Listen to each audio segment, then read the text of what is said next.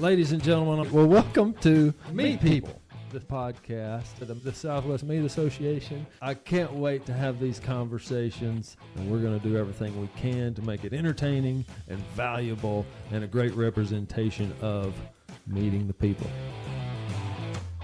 How do you start a conversation with a lawyer? Welcome to Meet People, everybody. I've got David Barron. He's a long time, I guess, speaker at the convention and has been kind of working in this meat industry or alongside us. And we got a chance to get him on the Meet People podcast, and so we're doing it. Welcome to the show. Well, thank you. Happy to be here. Yeah. You know, I kind of I thought about, man, let's just dive right into ICE, which is part of what you've been talking about. But in fact, really, I'm curious. Mm-hmm. So I've heard your presentations multiple times, and we've used you and your firm multiple times at Peterson's to kind of answer questions we have or to help us navigate different legal situations. Mm-hmm. I mean, why a lawyer? That's the real question. So first, why a lawyer? Then, like, how did you kind of get into this sector or space within the legal thing? Yeah. So my parents were school teachers, public school teachers. So I didn't have like lawyers in my family. And I started working when I was 16, the typical thing. Worked in a grocery store for a long time. So I didn't have like some big plan to be a lawyer. Got married young. I ended up going to University of Houston business school. Are you from Houston? I'm from Houston. Okay. Yeah. University of Houston undergrad and law school.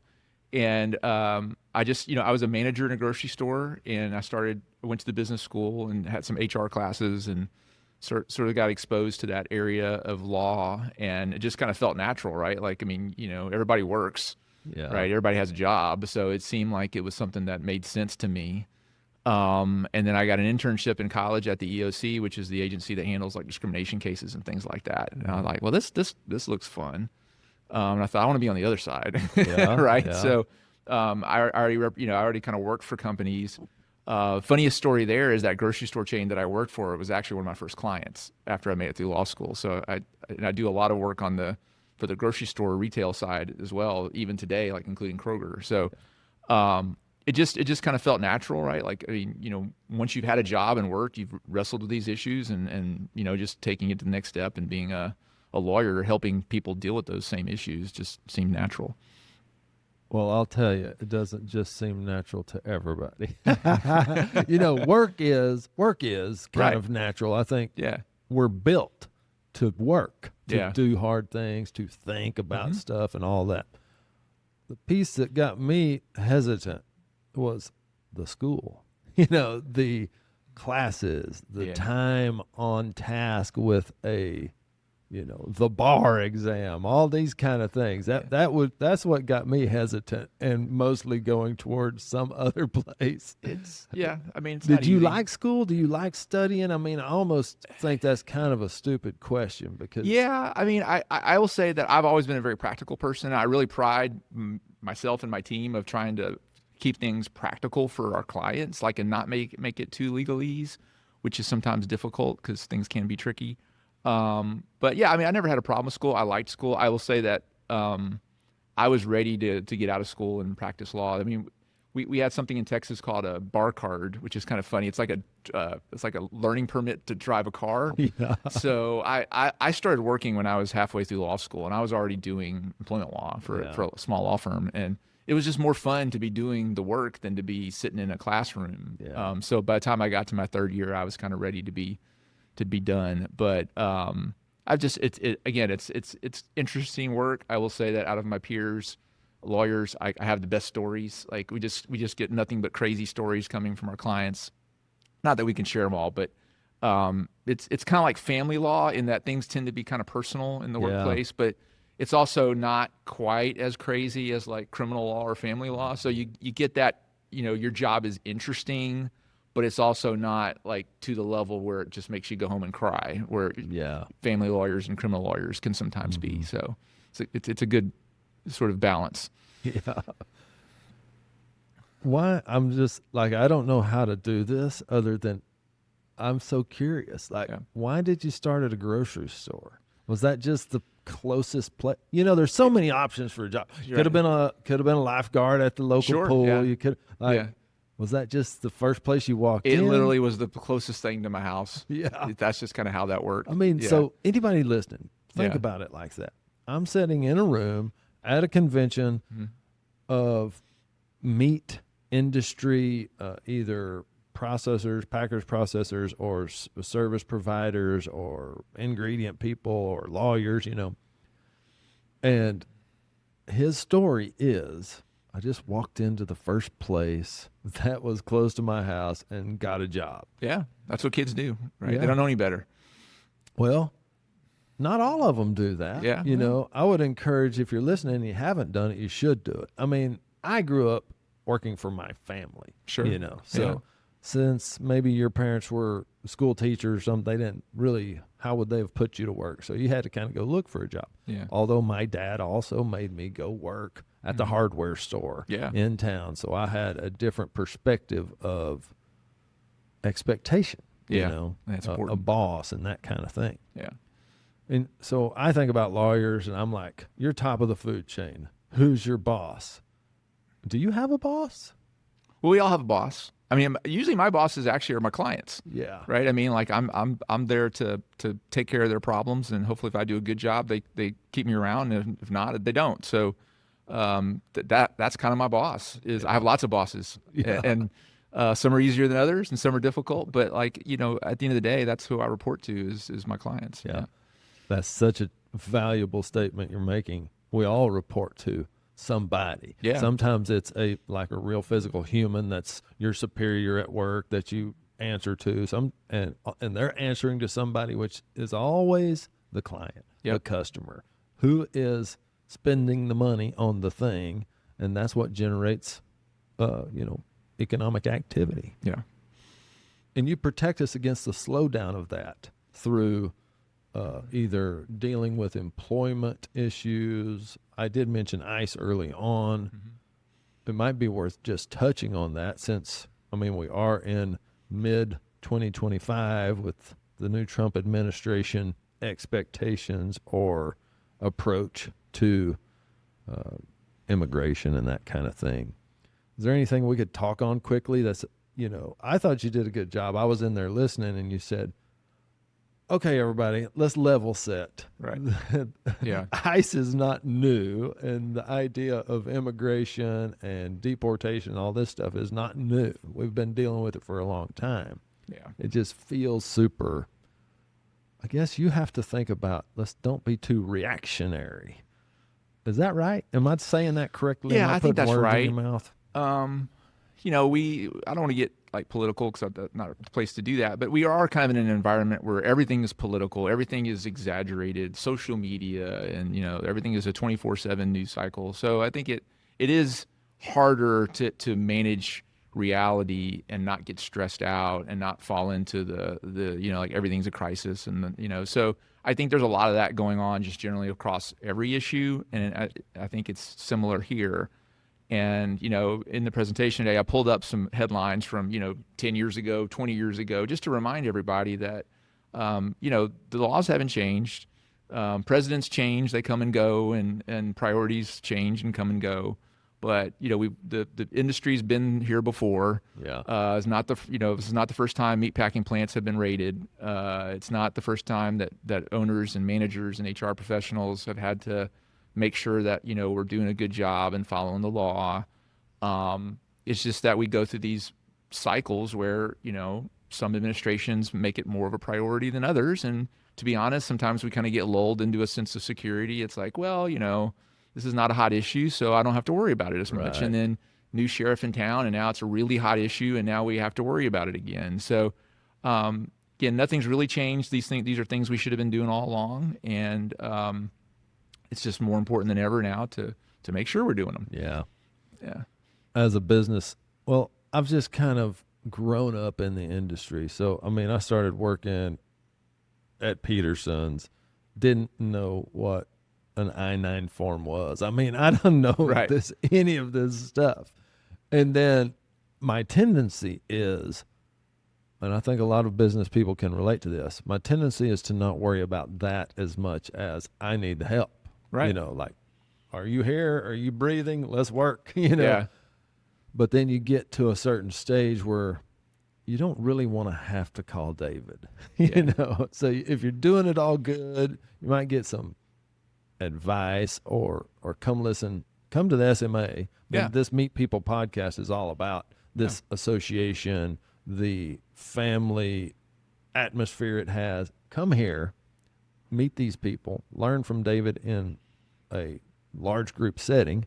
Doesn't cost much that way. Sure. And then go back and implement those things. You ever find that frustrating? Like that it's hard. That seems like people just don't take the advice. I mean, It's always a reaction. it's human nature on some level, right? Like, I mean, how many people fix their car at the first sign of I mean, how many people do all the maintenance on your car? I mean, like, it's just kind of human nature that people tend to put out the closest fire to them, right? Yeah. And I don't begrudge anybody that. What I try to do, again, is I try to keep everything practical and tell people what you should be doing to hopefully avoid a big problem. But obviously, you know, whatever happens, we're there. But I think immigration is one of those few things, though, where, I mean, look, in my world, it's usually someone is suing you for money. You know, that's most cases I have. Yeah. The worst thing that's going to happen to you as a business is you're going to have to write a check. Yeah. Either to me or to a plaintiff, employee who's suing you, or the government's going to fine you. But, you know, immigration law is one of the rare things where you can be charged criminally, right? It's got to be taken seriously. And I think we sometimes forget that this is just a sheet of paper and I need the help and these people are, you know, everybody's doing it, all the different excuses and rationalizations that everybody comes up with. But at the end of the day, you have to understand, like, this is a very important part of your business. It has to be professionalized. People have to do it right. And if you don't, I mean, it's more than just writing a check. It could be, you know, it could be a criminal Jail violation. time. Yeah. The big house. I mean, it's possible. It's possible. Yeah. It's so good that you say that, or I appreciate you saying it. I appreciate you knowing it and sharing it, because I don't know that. Like, I'm just like, you know what? Yeah, we might have to pay some money, whatever. No, you might go to the big house. Yeah. And that's probably an unlikely scenario, but it's not an impossible scenario. I mean, look, no one wants to have to hire a criminal lawyer, right? No one wants to have to plead the fifth. No one wants to have something on their record, even if it's a misdemeanor criminal offense. I mean, like, that's just not something that a business owner wants to have to deal with. And again, it is a largely, as you said, an avoidable problem. I mean, it's not, those cases are usually the egregious ones where someone has a pattern or this is not the first time.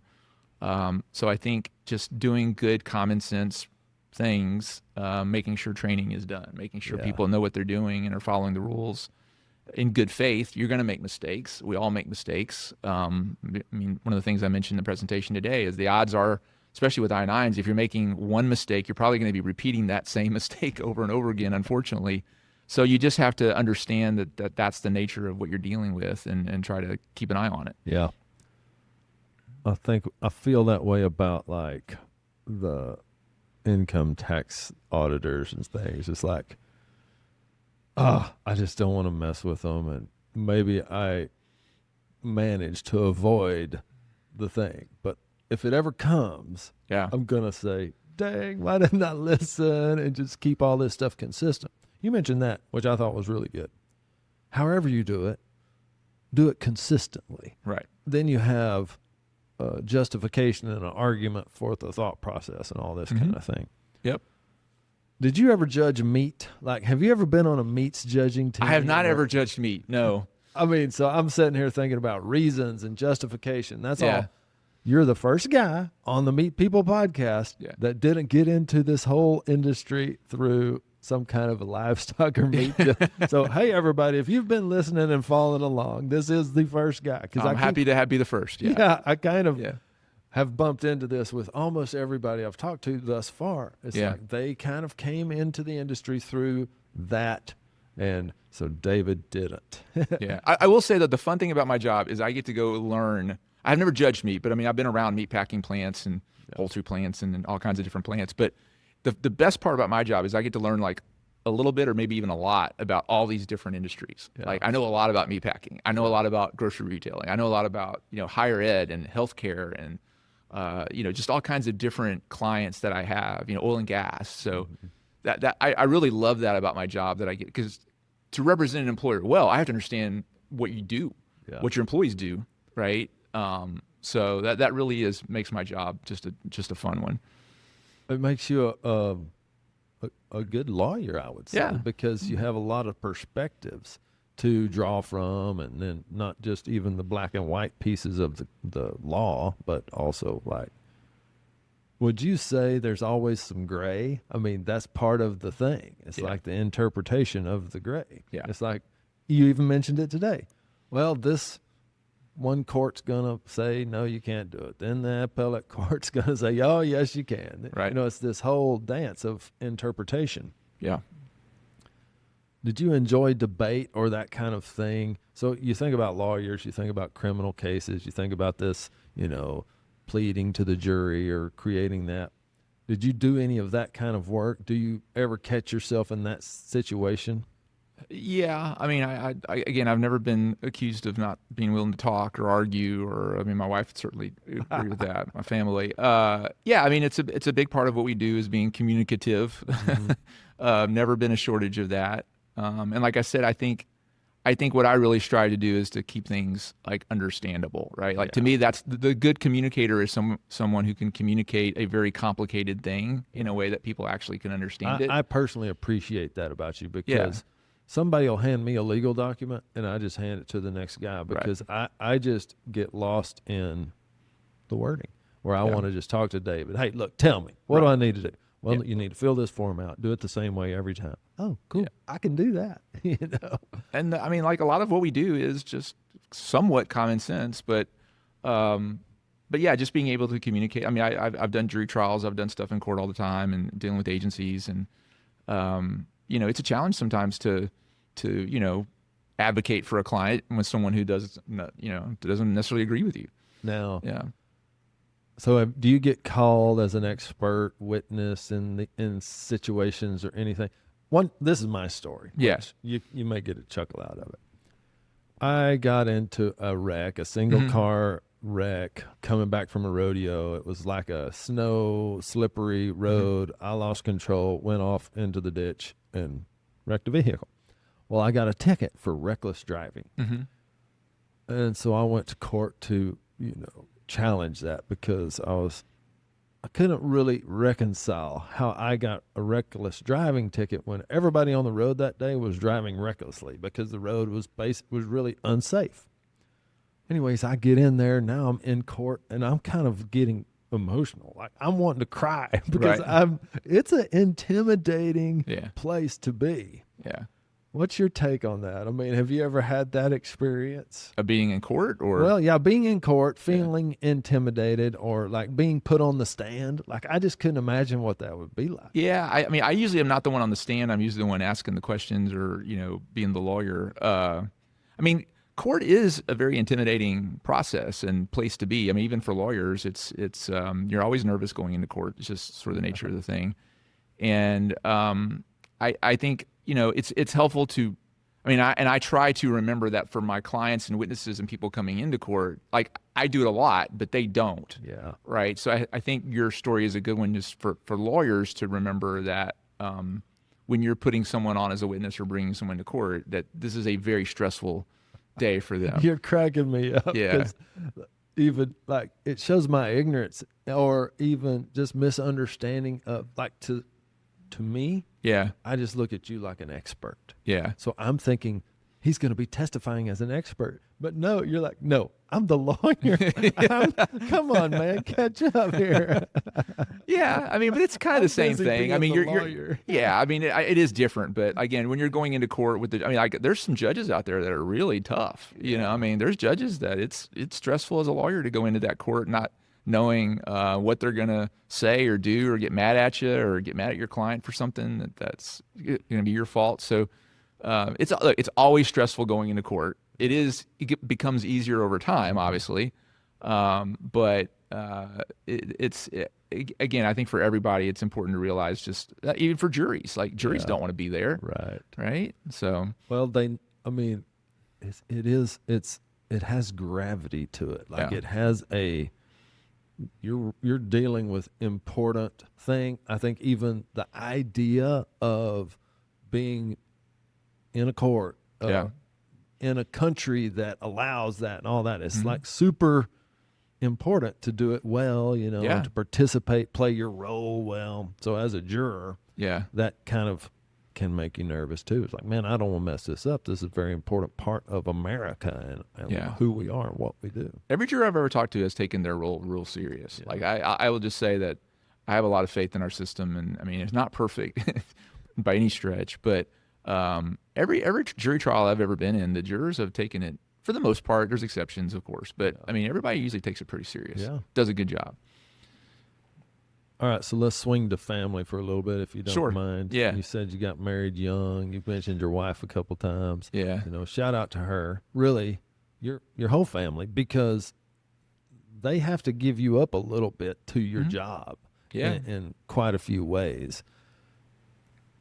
How many kids you got? Like, tell me about your family a little Yeah, bit. I've got best wife in the world. She's here. My family will be joining me here today. Yeah, we got married young. I was 19, Yeah. so I got married real young. We waited to have kids, thankfully, about 10 years. So I've got a 23-year-old daughter. She's a dental hygienist. And then I've got a 19-year-old son who's graduated high school in tomball, is about to go to Berlin, Yeah. hopefully on to A&M. So, yeah. Is he an athlete, or like, why the blend? Well, it's the typical story. Didn't get into Texas A&M, so he thinks he's going to go through Blinn. Yeah. Yeah, he was a football player. He's a defensive lineman. Yeah, Did you play sports? I was a basketball player. Oh yeah. Yeah, I'm So- like, so anybody listening is from Comanche, Texas, or watches my Facebook, they'll know Yeah. about girls basketball season. I turn into the Comanche Maiden super fan. Okay. Like, I mean, every game day, I'm like cheering them on. I've got daughters; they're all basketball players. yeah, Which we don't have like work for them. So to me, athletics is a great place to learn a lot of the stuff you were learning at the grocery store, Yeah. or, at the checkout bag, whatever you were doing in those roles. Well, sports plays kind of a good place for that. yeah. Did you play in college? I did not.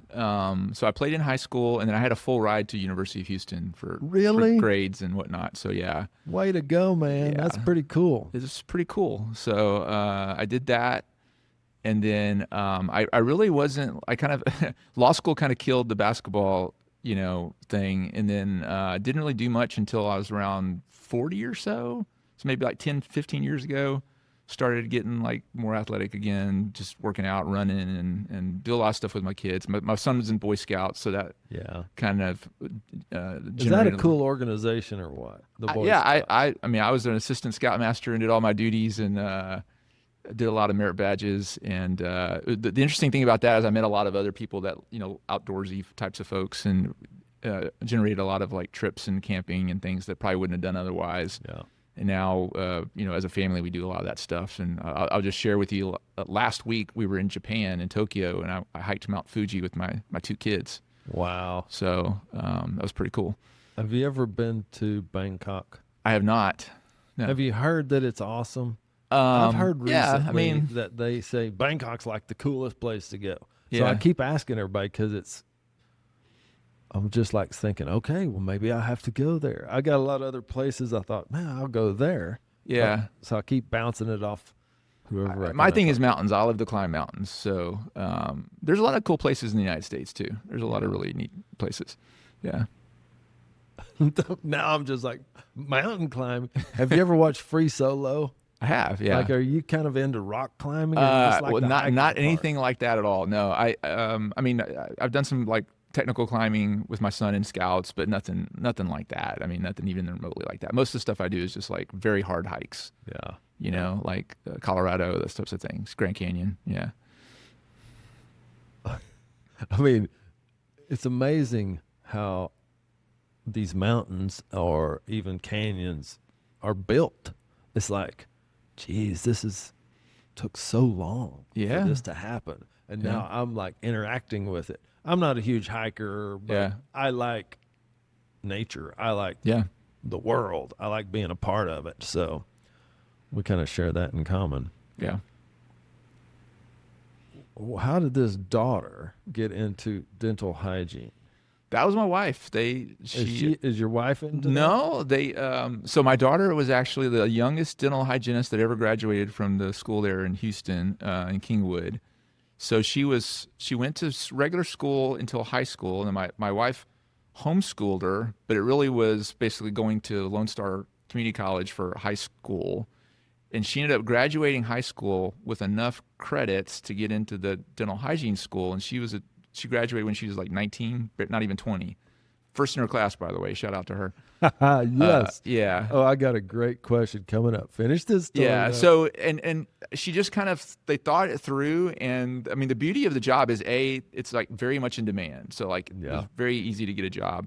And it's 4-day work weeks for the most part. And it pays really, really well. Yeah. So she was kind of looking at her options, and she's like, well, this is like, I can go to school for 7 years and be a lawyer, but like I can do this for like 2 and work 4 days a week and make really good money. Like, and she was right. And she's killing it and working 4 days a week. It's a nice luxury to have. So everybody gets one really hard question. Sure. Maybe even unfair question. So who's smarter, you or the wife? Oh, you got to say the wife on that. Yeah, that's an easy one. That's a loaded question, Yeah, too, of course. isn't it? Yeah. But y'all are raising what seem to be high-performing kids, smart kids. So it's usually a true fact that you're both pretty bright, you're both pretty hardworking. You kind of set good examples for the kids, and so they go and do cool things, too. Yeah. All right, so I was just thinking of a plane landing in this conversation, and how is it with all the travel? I perceive you travel quite a bit. Fair amount, yeah. Any like top secret advice for anybody else that travels? Like, hey, this is the trick to do. I think you got to be flexible. Things are going to go wrong. Planes are going to be late. I think always be flexible. Always have a plan B. Right. Like 'cause a lot of times I have to be somewhere. Right. Yeah. So like, it's not like, oh, I'll just go optional. Right. So I think you learn the routes and the airlines and stuff pretty well, and you have your plan B. I can't tell you how many times it's like, well, I can't get back on United to Houston, so let's see if there's a Southwest flight that's going into Hobby. I mean, like, you just have to be flexible and kind of understand the way travel, what's out there in terms of options. Right. Mm-hmm. And then, as you said, family. I mean, it's traveling's hard. So, and a lot of times I don't have a lot of notice. It's like, well, I got to be somewhere next week. Something came up. So, I've been doing a lot of union negotiations coming out of COVID, where unions have kind of exploded, and the negotiating contracts is like that. Like, is it 5 trips, 3 trips? I mean, I don't know how long it's going to take to negotiate a contract, right? So you just keep going until you get it done. Have you ever had one you put on the table and they just turned it around and signed it? No. I wish. That would be a great story right there. Everybody, I turned the contract around, they just signed it. We all fainted because that's just well, that probably means my client offered too much, probably. So, I'd probably be fired if I did that. Yeah. Well, David, thank you so much for your time. Appreciate you being a part of this industry, a part of the expertise we leverage as part of SMA, and coming and sharing with us, and then being on the podcast and letting everybody into your life a little bit. I think it's kind of cool to know that your lawyer also hikes Mount Fuji. There you go. Thanks, I'm happy to be here. Yeah, Thanks. Appreciate it.